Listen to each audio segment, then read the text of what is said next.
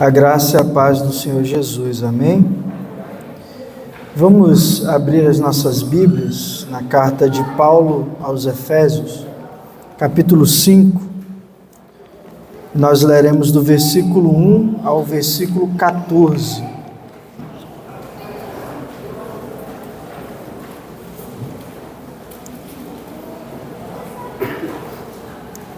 Efésios, capítulo 5, do versículo 1 ao versículo 14.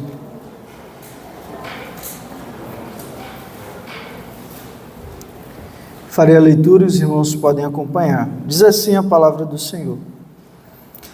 Portanto, sejam imitadores de Deus como filhos amados, e vivam em amor, como também Cristo nos amou e se entregou por nós, como oferta e sacrifício de aroma agradável a Deus. Que a imoralidade sexual e toda impureza ou avareza não sejam nem sequer mencionadas entre vocês, como convém a santos. Não usem linguagem grosseira, não digam coisas tolas nem indecentes, pois isso não convém. Pelo contrário, digam palavras de ações de graças. Fiquem sabendo disto: nenhuma pessoa imoral, impura ou avarenta, porque a avareza e a idolatria tem herança no reino de Cristo e de Deus. Não se deixem enganar com palavras vazias, porque a ira de Deus vem sobre os filhos da desobediência por causa dessas coisas. Portanto, não participem daquilo que eles fazem, porque no passado vocês eram trevas, mas agora são luz no Senhor. Vivam como filhos da luz, porque o fruto da luz consiste em toda bondade, justiça e verdade, tratando de descobrir o que é agradável ao Senhor. E não sejam cúmplices nas obras infrutíferas das trevas. Pelo contrário, tratem de reprová-las, pois aquilo que eles fazem em segredo é vergonhoso até mesmo mencionar. Mas todas as coisas, quando reprovadas pela luz, se tornam manifestas, porque tudo o que se manifesta é luz. Por isso é que se diz: desperte você que está dormindo, levante-se dentre os mortos, e Cristo o iluminará. Até aqui, irmãos, oremos. Pai, nós te louvamos e bendizemos o teu nome, Senhor, porque o Senhor nos separou este dia, Senhor, para que estivéssemos aqui, para cultuar o teu nome, para bendizê-lo, Senhor Deus, para glorificá-lo, para apresentar a ti as nossas orações, os nossos louvores, as nossas ações de graças, e para ouvir a Tua palavra, Senhor Deus. Por isso, nesse momento, Pai, pedimos que o Senhor venha aquietar a nossa mente, venha aquietar o nosso coração, para que possamos ouvir, Senhor Deus, a Tua palavra falar aos nossos corações. Abre o nosso entendimento, ó Pai, para que possamos entender. Abre os nossos corações, Senhor Deus, para que possamos reter e aplicar a Tua palavra em nossas vidas, Pai. É o que nós pedimos, em nome de Jesus, o nosso Salvador. Amém. Irmãos, nós estamos no nosso 5º sermão da série do Deserto à Vida, onde nós temos meditado esse tempo que antecede a Páscoa, a ressurreição do Senhor Jesus. Nós estamos meditando sobre o significado da vinda de Cristo Jesus e como que isso implica numa vida de quebrantamento, de arrependimento diante do Senhor. Como que o fato de Cristo Jesus, o nosso Salvador, ter vindo, ter se encarnado, ter assumido a nossa natureza, nos convida a meditar sobre a gravidade do nosso pecado. E nós temos olhado alguns textos que nos convidam a não só meditarmos sobre esse assunto, mas também a aplicarmos nas nossas vidas uma vida de santidade, a procurarmos viver uma vida de santidade diante do Senhor. E hoje nós podemos olhar a partir desse texto e analisar a nossa cultura. Nós podemos dizer que nós vivemos dentro de uma cultura que fala muito sobre identidade. As pessoas, ou elas querem descobrir quem elas são, ou elas querem definir quem são. Vivemos uma cultura que é muito instável nesse sentido, uma cultura que quer se definir diante da sociedade, de pessoas que querem saber quem são, querem se descobrir, querem descobrir as suas origens, querem saber quem de fato são. E aí, sabendo quem são, elas querem descobrir qual é o seu lugar no mundo. Só que esse texto nos lembra que o apóstolo Paulo nos diz que a nossa identidade não está em definirmos quem somos. A nossa identidade é definida pelas Sagradas Escrituras. A nossa identidade é definida pelo Senhor. E Ele diz que nós somos filhos amados, santos, luz do Senhor. O que nós observamos aqui? Aqui a nossa identidade não depende da nossa definição, não depende da nossa percepção sobre nós mesmos, mas depende da percepção do Senhor, da definição do Senhor sobre quem nós somos. E olhando para isso, irmãos, nós vamos meditar no tema filhos da luz em um mundo de trevas, porque é isso que nós somos chamados a ser, filhos de Deus, filhos amados de Deus, santos, filhos da luz em um mundo de trevas. E veremos 3 verdades a partir desse tema. Primeira, filhos de Deus devem imitar o amor do Pai. Está aí nos versos 1 a 2. Segunda verdade, filhos de Deus devem rejeitar as obras das trevas. Está aí nos versos 3 e 7. Terceira verdade, filhos de Deus devem brilhar como luz no mundo. Então vamos olhar para esse texto e a partir desse tema, filhos da luz em um mundo de trevas, perceber essas 3 verdades e como elas se aplicam na nossa vida. Mas para a gente entender o que o apóstolo Paulo está dizendo aqui no capítulo 5, a gente precisa voltar um pouquinho, porque vocês podem observar que o capítulo 5 começa dizendo assim, portanto, ou seja, o apóstolo Paulo está desenvolvendo um pensamento que ele começou anteriormente, e aqui ele está chegando à conclusão, ele está fazendo uma conexão, começa dizendo assim, portanto, sejam imitadores de Deus como filhos amados. E em Efésios, capítulo 4, 17 a 32, Paulo fala de 2 maneiras de viver. Uma, que é a antiga vida dos gentios. E ele diz que esta antiga vida dos gentios é marcada pela futilidade, é marcada pela dureza de coração, é marcada pela prática do pecado, e ele contrasta essa com a nova vida em Cristo, que ele diz ser caracterizada pelo abandono do velho homem e pelo revestimento do novo homem, criado por Deus em justiça e santidade por Cristo Jesus. Então ele começa dizendo assim, olha, vocês eram gentios, lá no capítulo 4, a partir do versículo 17. Vocês tinham uma vida de pecado, vocês estavam endurecidos em seu coração, vocês se deixavam viver pela sua antiga natureza. Agora que vocês ouviram o Evangelho, que vocês foram alcançados pela graça de Deus, vocês devem viver uma vida que de fato exemplifique essa renovação. Vocês devem viver em nova identidade, vocês devem abandonar o pecado, vocês devem se despir da velha natureza e se vestir do novo homem. Ele diz que os crentes foram chamados a deixar para trás a mentira, a ira pecaminosa, a corrupção da linguagem, toda a malícia e viver em bondade e compaixão, assim como Deus em Cristo os perdoou. Então é exatamente a aplicação dessa verdade. Vocês foram chamados em Cristo Jesus, vocês foram renovados em Cristo Jesus, portanto precisam viver uma vida diferente, que o apóstolo Paulo está tratando aqui. Então, tendo em mente esse contexto, é que nós olhamos para a primeira verdade. Filhos de Deus devem imitar o amor do Pai. E ele diz, portanto, sejam imitadores de Deus como filhos amados e vivam em amor, como também Cristo nos amou e se entregou por nós, como oferta e sacrifício de aroma agradável. A primeira exortação que ele diz que caracteriza aquele que foi renovado pelo poder do Evangelho, que foi alcançado pela graça de Deus, é que ele deve ser imitador de Deus como filho amado. E a ideia aqui de imitação, ela vem da linguagem mímica. Certamente os irmãos já viram em algum vídeo da internet, na televisão, ou já viram na rua mesmo, aqueles mímicos. A pessoa sai andando na rua, ele se coloca atrás da pessoa e ele começa a imitar a pessoa. Tem mímicos que são tão bons que eles conseguem imitar a feição de uma pessoa. Você olha para ele imitando aquela pessoa e você pensa que de fato é uma sombra, de tão bons que eles são. A ideia do apóstolo Paulo aqui, quando ele diz, sejam imitadores de Deus, é essa.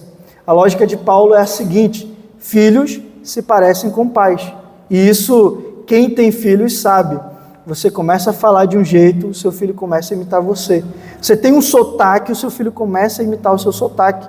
Você fala uma coisa e você tem até que tomar cuidado com o que você fala, porque seu filho reproduz. Daqui a pouco as pessoas vão dizer, olha só, teu filho parece contigo, olha só, o Renato, a Clara, a Zahara parecem contigo, parecem com vocês.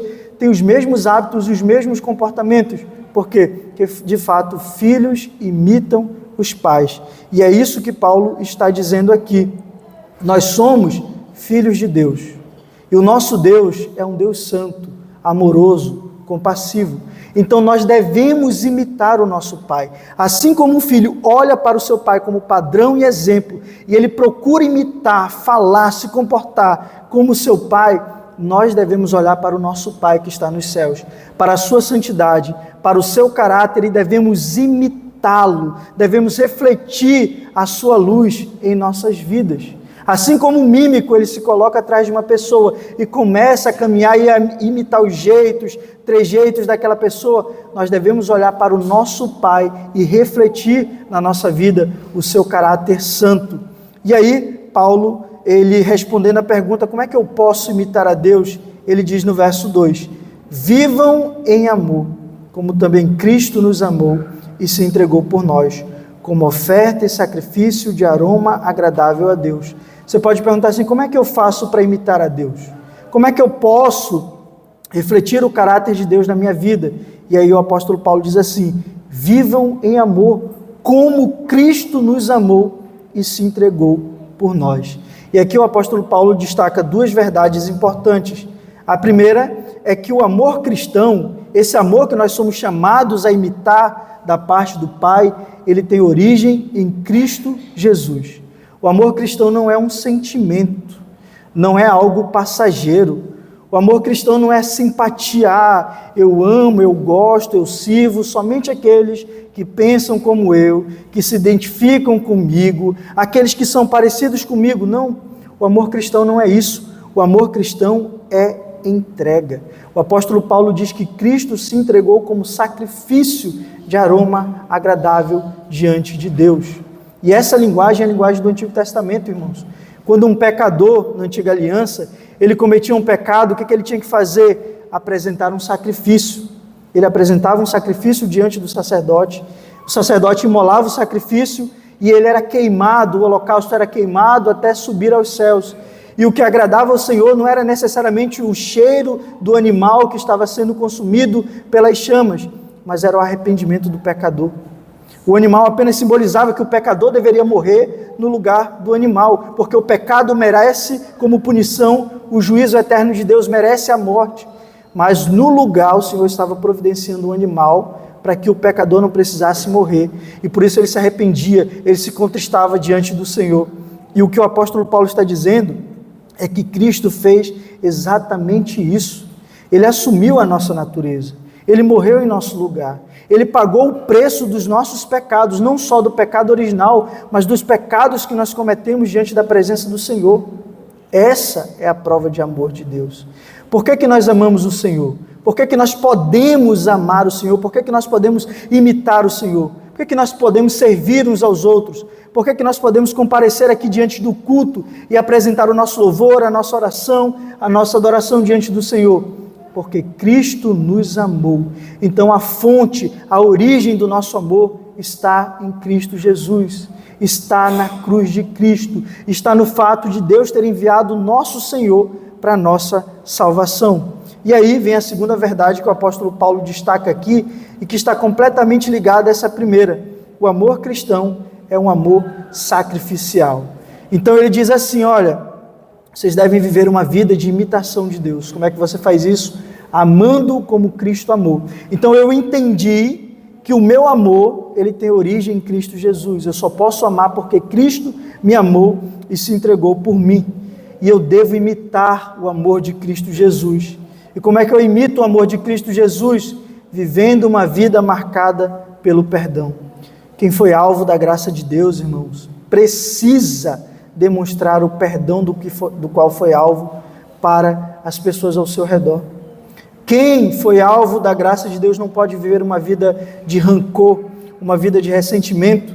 Não pode ser aquele tipo de pessoa que se coloca num pedestal de altivez e você erra contra ela e você pede perdão e ela diz assim, eu não te perdoo.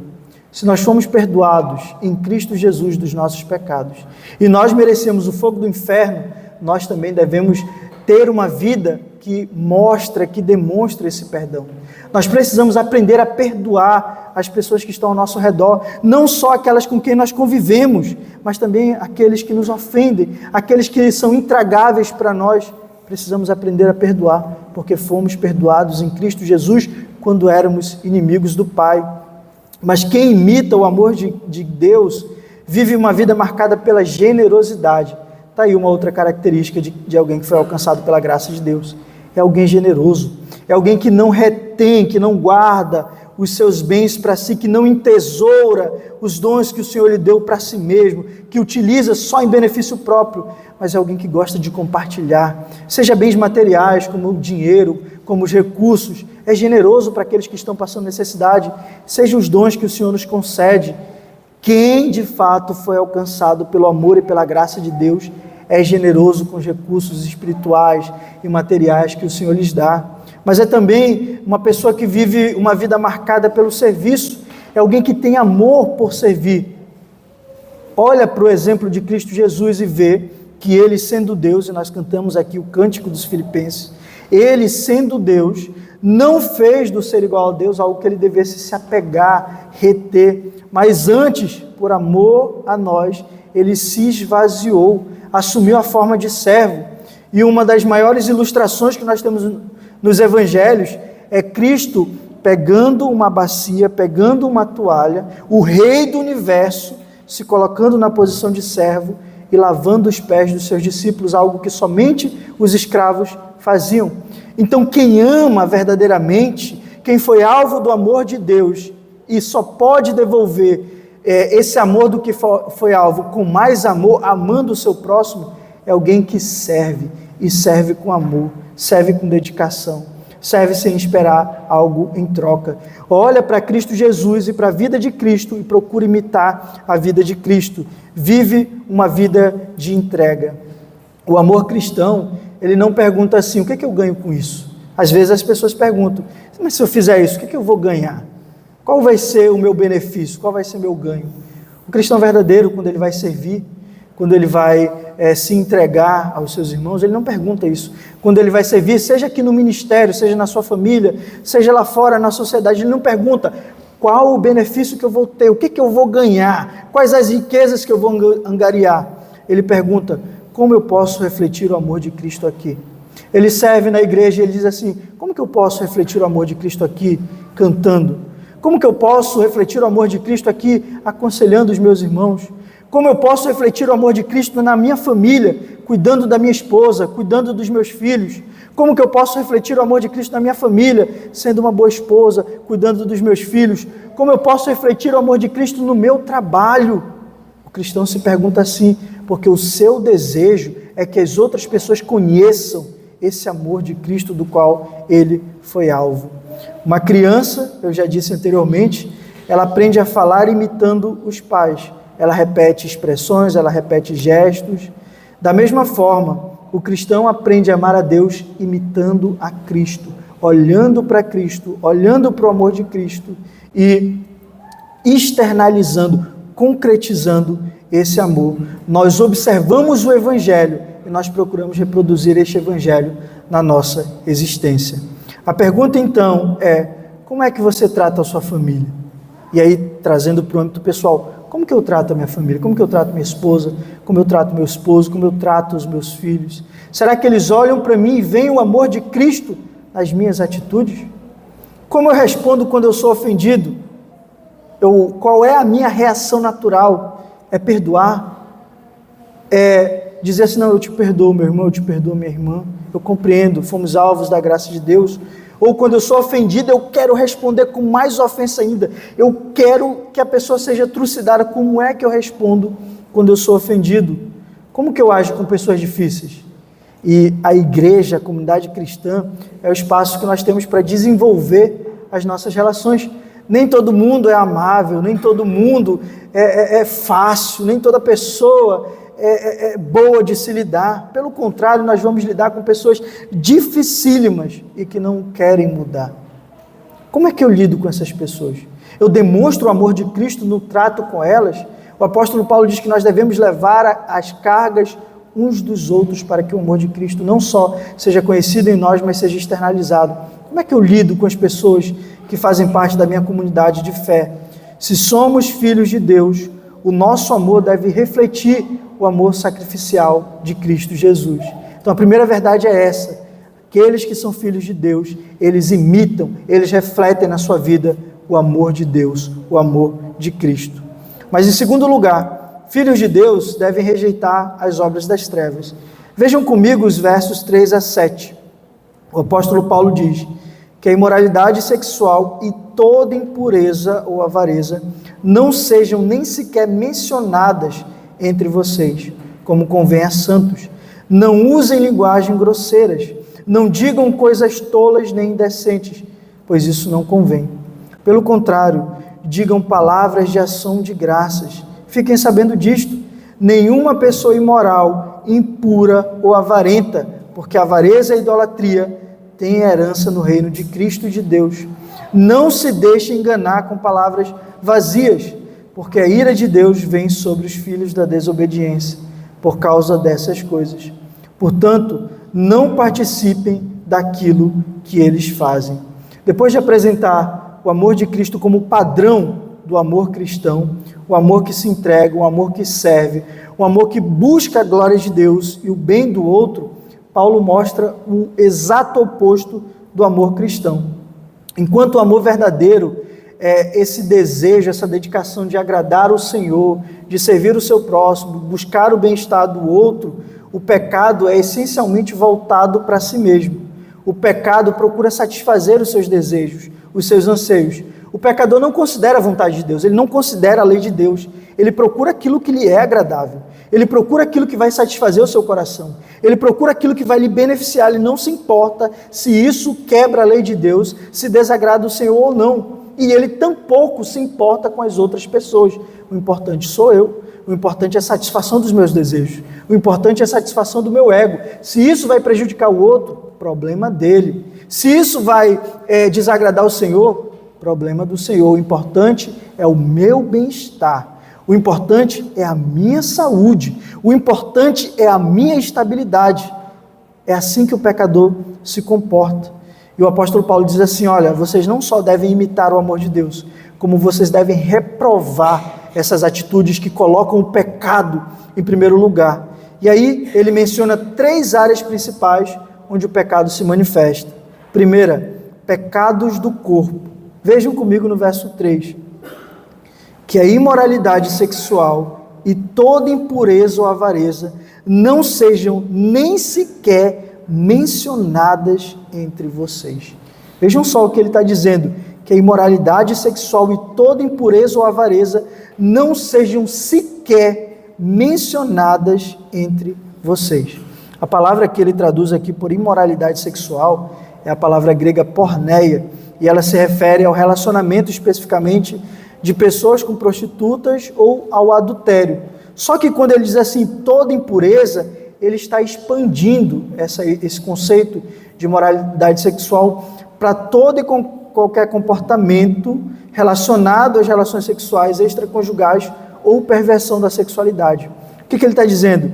Que tudo aquilo que não está prescrito na palavra de Deus para uma vida de uma sexualidade saudável deve ser rejeitado e não deve ser sequer mencionado no meio da igreja. O cristão deve rejeitar a ideia de moralidade sexual. E ele expande isso dizendo assim, toda impureza. No mundo que Paulo escreveu, irmãos, que era o mundo greco-romano, era muito natural, era muito comum a imoralidade sexual. Por exemplo, na cultura grega, no período de Sócrates, Aristóteles e dos filósofos de Atenas, o que acontecia?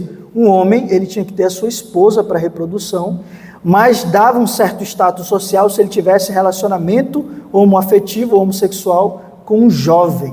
Inclusive tem um tratado de Platão, se eu não me engano é Ulísias, que fala sobre isso, sobre a virtude de se ter um jovem com o qual você se relacionar. E ali quando ele fala de relação, não é relação de amizade, é relação sexual, homossexual. Então isso era aceito, isso era culturalmente aceito na cultura grega.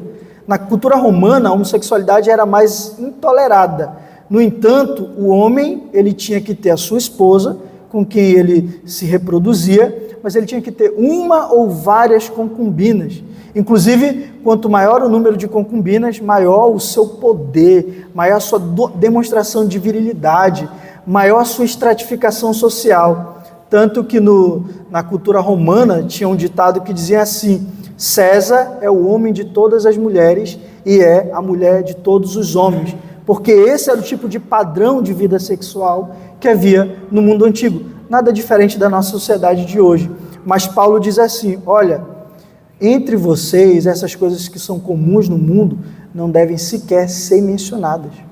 Ele não diz, vocês não devem praticar. Isso já deveria estar pressuposto. Um crente não só não deve rejeitar todo e qualquer comportamento imoral, toda e qualquer impureza, como essas coisas não devem sequer ser mencionadas. Por quê? Porque nós somos santos, irmãos. Nós somos um povo que foi separado do mundo. Nós somos um povo que foi chamado pela palavra do Senhor para refletir o caráter santo de Deus para o mundo, para brilhar nesse mundo de trevas. Por isso que é incompatível para um crente viver uma vida igual à vida que as pessoas vivem lá no mundo.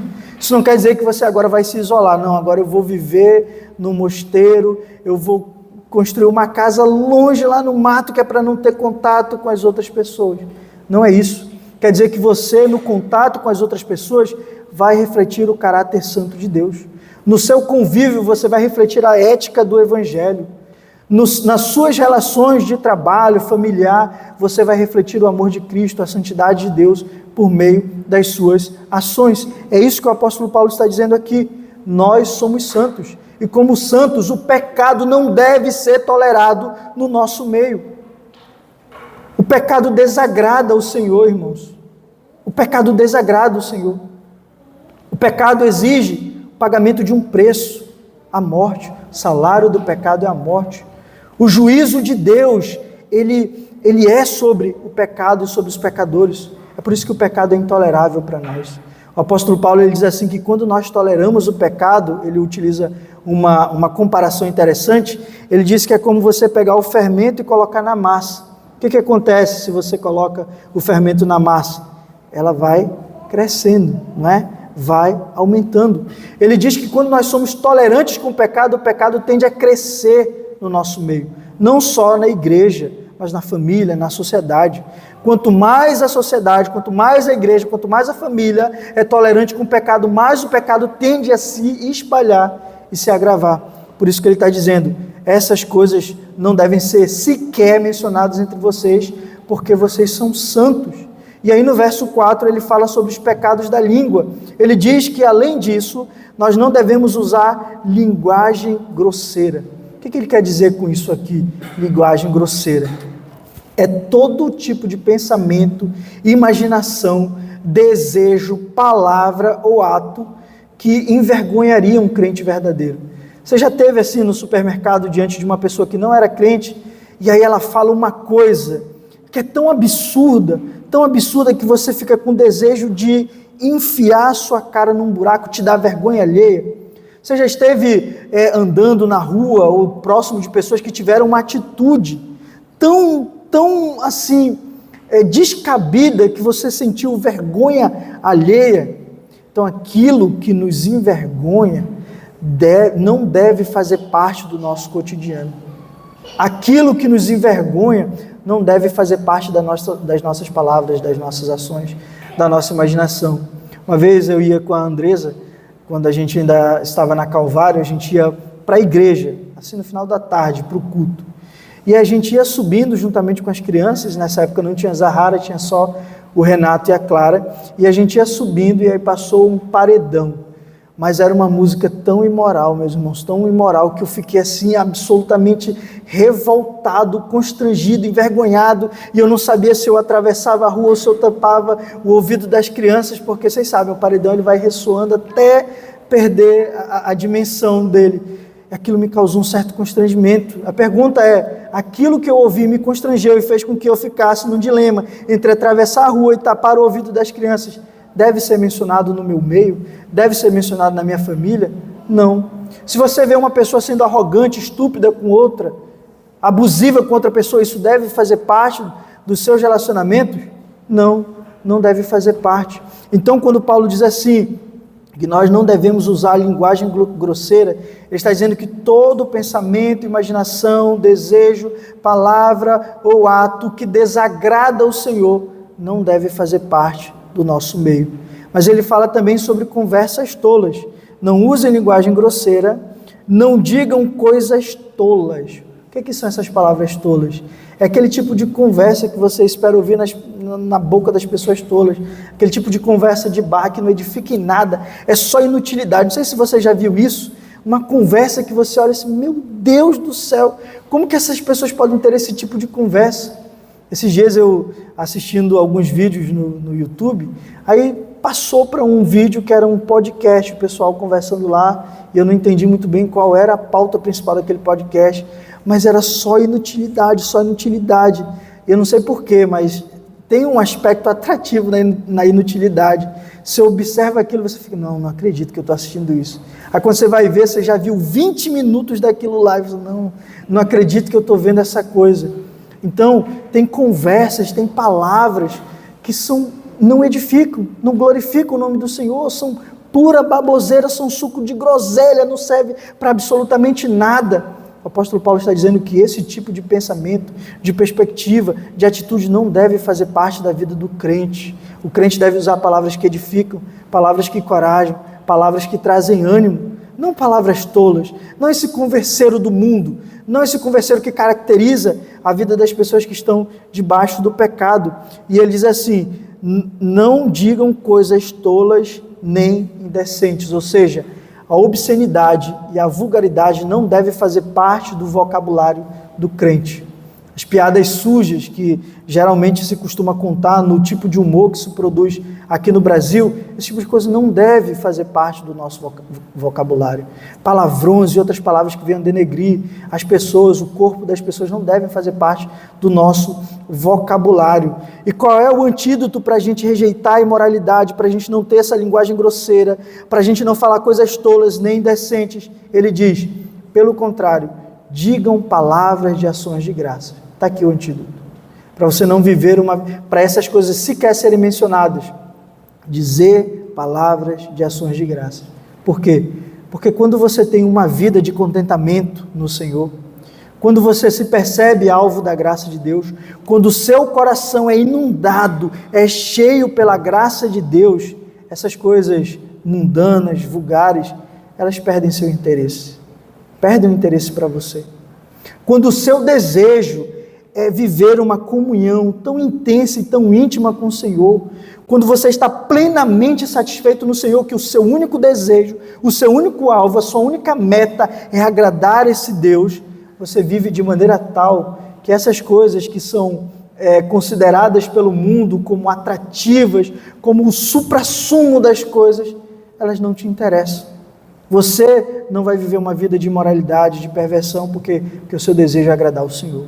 Você não vai ser ríspido com seus irmãos, não vai ser grosso, não vai falar palavras tolas, vai falar palavras que edificam, porque o seu desejo é agradar o Senhor, é glorificar o nome do Senhor, é refletir a santidade de Deus. A sua comunhão é tão intensa com o Senhor, você tem uma intimidade tão grande com o Senhor, que você nunca vai querer desagradar o Senhor. Isso acontece nas nossas relações. Quando você procura amar os seus filhos, quando você procura ter um amor sacrificial para com seus filhos, quando você procura de fato liderar com amor a sua casa, a sua família, os seus filhos, eles vão querer te obedecer. Eles não vão te obedecer porque tu vai dizer assim, menino, se não fizer isso, eu vou pegar o cinturão e tu vai ver. Não. Eles vão te obedecer porque eles querem o teu amor, eles querem manter esse relacionamento que eles têm contigo. A mesma coisa acontece na nossa vida espiritual. Nós obedecemos o Senhor não porque nós temos medo da punição, medo do inferno, não só porque nós temos medo do juízo de Deus sobre nós, mas porque nós queremos agradar o nosso Pai, nós queremos imitar o nosso Pai, nós queremos que esse amor que o Pai demonstra para conosco, ele seja conhecido por meio das nossas atitudes. Por isso que Paulo diz aqui, pelo contrário, digam ações de graças. Mas Paulo fala uma outra coisa aqui, que é a realidade do juízo. Vejam só o que ele diz no verso 5.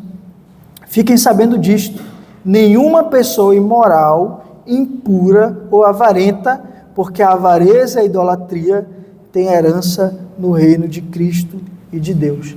Além disso, não fazer parte da nossa vida, ele está dizendo que nenhuma pessoa imoral, impura ou avarenta, e ele diz que a avareza é idolatria.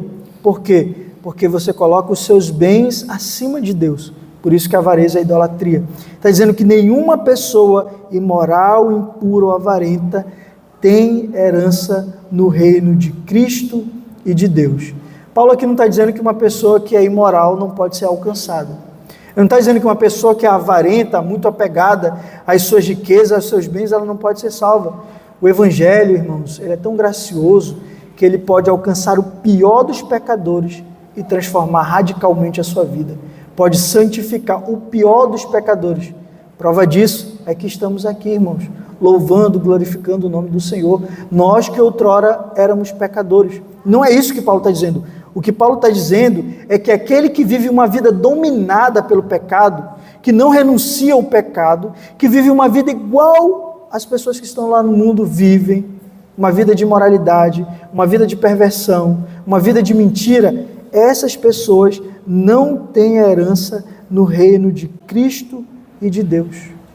Quem vive uma vida de pecado, por mais que professe crer no nome do Senhor Jesus, por mais que tenha um conhecimento básico das Escrituras, das doutrinas da graça de Deus, se vive uma vida de entrega ao pecado, se não renuncia ao pecado, não pode esperar ter herança no reino de Cristo, no reino do Messias e no reino de Deus. E ele continua no verso 6, não se deixem enganar com palavras vazias, porque a ira de Deus vem sobre os filhos da desobediência por causa dessas coisas. Ele está dizendo assim, não se deixe enganar. Não pense que se você tiver uma vida de pecado, você não vai experimentar o juízo de Deus. O juízo de Deus é real. Não só no tempo do apóstolo Paulo, mas nos nossos dias, também tem um discurso que tenta relativizar o pecado, que diz assim, não, você pode fazer isso aqui. Você pode fazer esse tipo de concessão. Você pode ter esse tipo de práticas.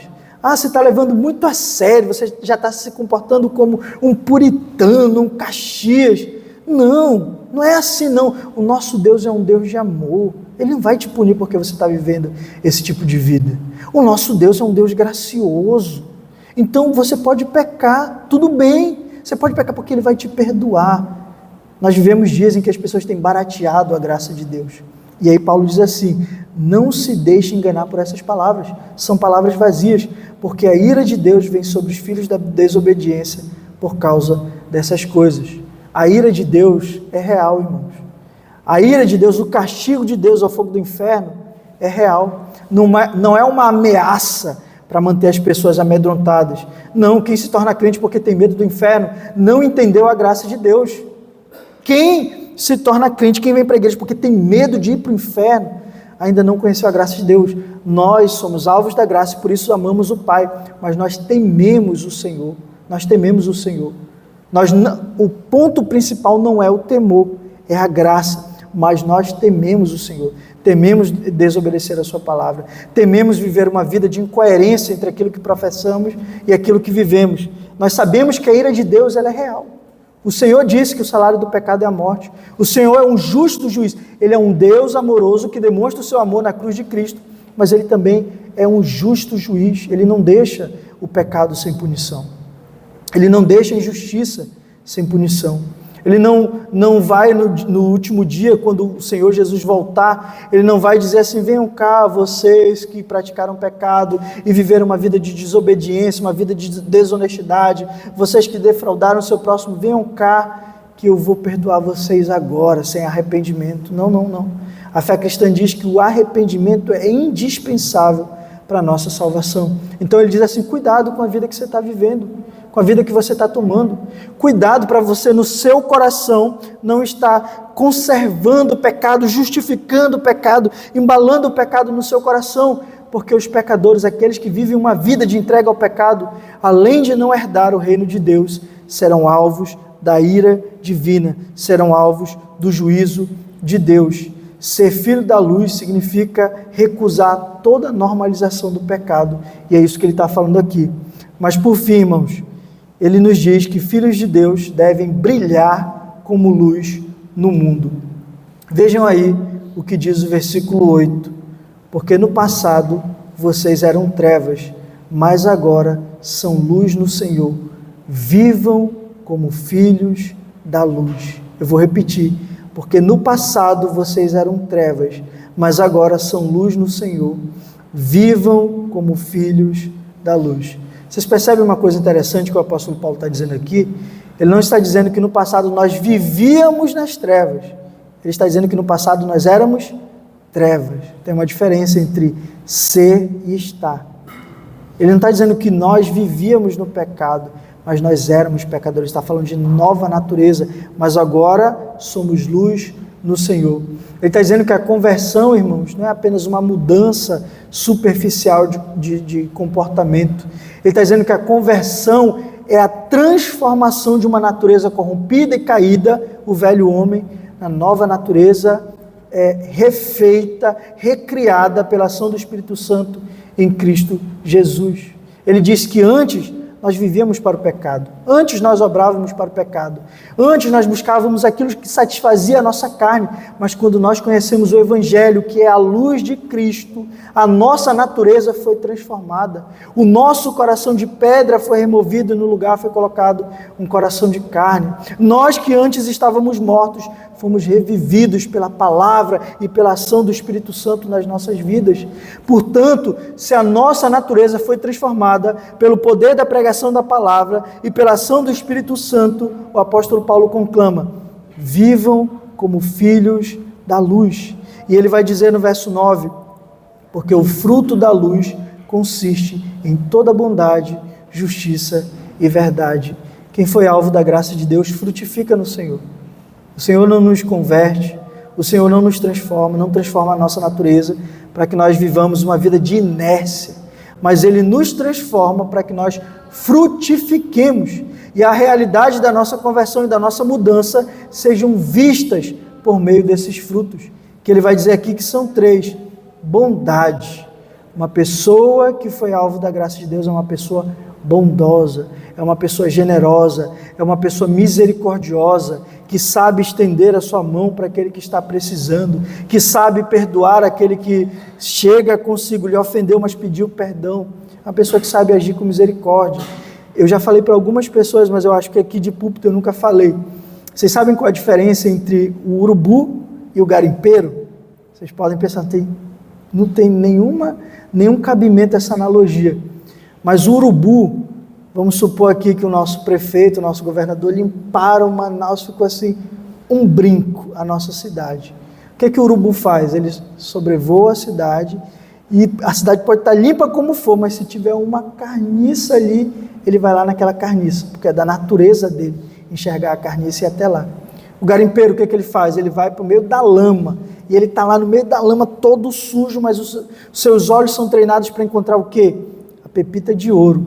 Ele ignora toda a lama e ele fica procurando aquela pepita de ouro até encontrar. Os seus olhos são treinados para aquilo. Tem pessoas que têm olhos de abutre, são aquele tipo de pessoa que só sabe ver as coisas ruins. Você se esforça, você se esmera, a festa foi agradabilíssima, mas ela diz, faltou isso não aconteceu. Esse tipo de pessoa que tem esse tipo de olhar não é misericordiosa. Geralmente não é misericordiosa. Geralmente não tem os seus olhos treinados para reconhecer a bondade de Deus, não tem seus olhos treinados, sua vida treinada para estender a mão da misericórdia e do arrependimento.